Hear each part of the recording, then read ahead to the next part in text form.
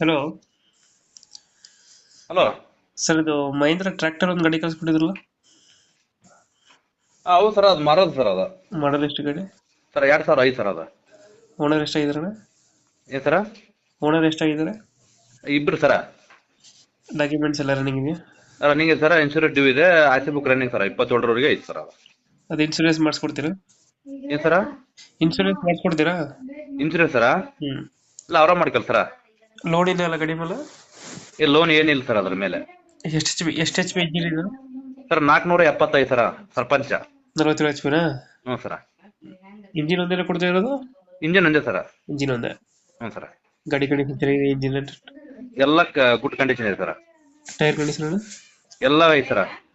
Report sir ಅದು. ಹಾ ಹಾ. ಅರ್ಧ ಅರ್ಧ ಐತೆ ಸರ್ ಇನ್ನ. ಮುಂದಲು ಫುಲ್ ಸೀಲ್ ಟೈರ್ ಸರ್ ಅವು. ಒಂದು ಗಂಟೆಗೆ ಎಷ್ಟು ಇರುತ್ತೆ ಡೀಸೆಲ್? ಏನ್ ಸರ? ಗಂಟೆಗೆ ಎಷ್ಟು